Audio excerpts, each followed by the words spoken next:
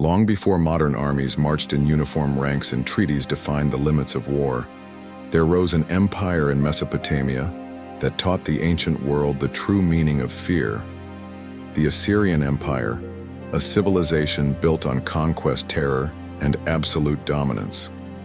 From the 9th to the 7th century BCE, the Assyrians carved their empire from the blood of neighboring kingdoms, leaving behind scorched earth, shattered cities, and mountains of corpses.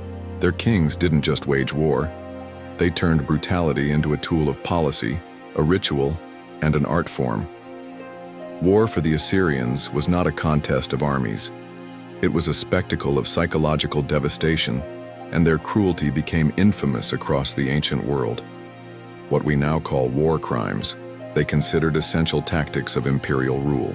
Cities that resisted were razed, populations annihilated or enslaved, and survivors subjected to horrific punishments meant not only to destroy, but to terrorize all who watched. The Assyrian records themselves boast of such acts.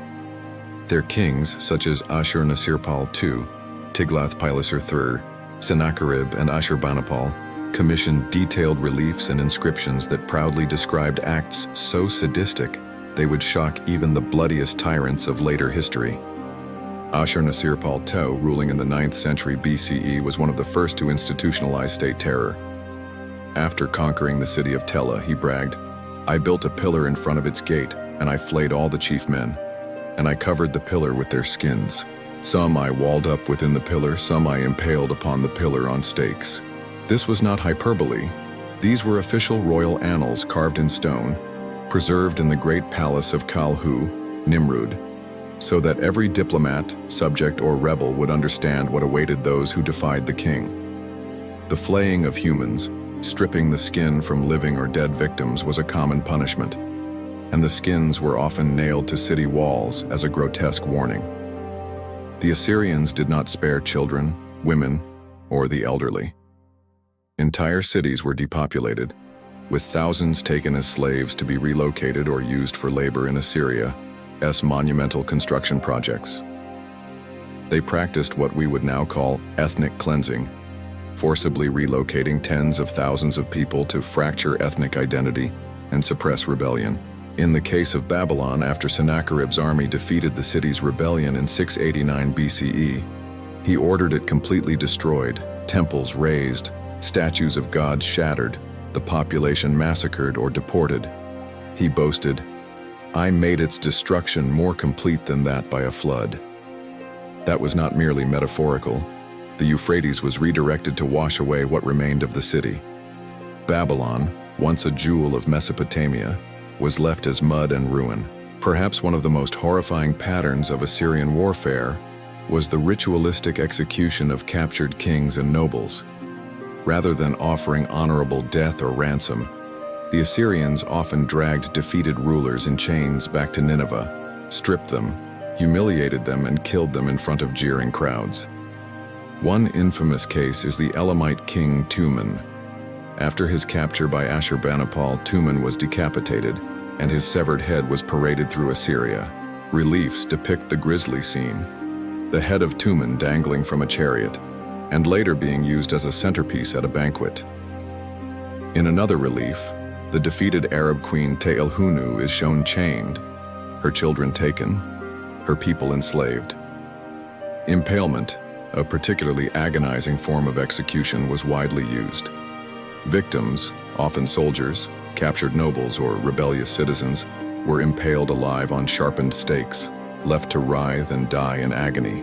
These executions were carried out publicly, often at city gates or crossroads where they could be seen by all. Their purpose was not just death, but demoralization. The Assyrians wanted enemies to surrender before battle ever began, crushed by the psychological weight of what would happen if they resisted. It worked. Many cities opened their gates out of sheer terror, choosing tribute and submission over defiance and annihilation.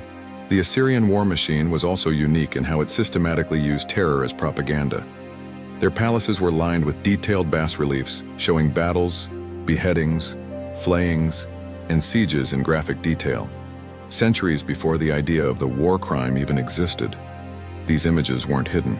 They were meant to be seen by dignitaries and ambassadors from foreign lands. The Assyrians believed the more their cruelty was known, the fewer armies they would have to fight. Brutality was strategic, not chaotic.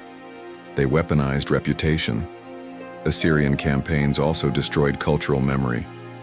In cities they crushed, they often burned libraries, desecrated temples, smashed idols, and renamed territories. They didn't just conquer geography, they sought to erase identity. Language suppression, mass deportations, and forced assimilation were common. Resistance wasn't merely punished, it was unmade, ground down into cultural oblivion. Their cruelty extended even into their own lands. To prevent rebellion in the far corners of the empire, Assyrian governors wielded the same merciless policies against their own subjects. Local populations could be executed for failing to meet tribute quotas or for harboring fugitives. The law was absolute and enforced by fear. Spies reported even the slightest discontent. It was a surveillance state enforced not by technology but by terror and informants. Of course, like all empires built on fear, the Assyrian Empire eventually crumbled. By the late 7th century BCE, resentment had boiled over. Subject peoples, tired of the flayings, impalements, and forced deportations, rose up. Babylon rebelled once more, this time with the Medes at their side. In 612 BCE, Nineveh fell. Its walls were breached, its palaces burned, its once terrifying kings reduced to ashes and memory. The cruelty that had once kept the empire in line could not stop its fall. The people of the ancient world watched as the Assyrian beast was slain by its own victims. There was rejoicing in Babylon, in Judah, in Elam. The fall of Assyria was not mourned, it was celebrated. And yet, the memory of their horrors endured. Biblical texts, Greek historians, and later Islamic scholars all remembered Assyria not for its art, administration, or architecture, but for its inhumanity. Its terror tactics influenced later empires, for better or worse, and stand as one of the earliest examples of state-sponsored cruelty as a tool of political control. Today, archaeologists still uncover reliefs in the ruins of Nineveh and Nimrud, images of flayed men, rivers of corpses, kings lounging as heads are brought before them. They are a chilling reminder that the past was not always noble, that the roots of civilization are sometimes watered in blood.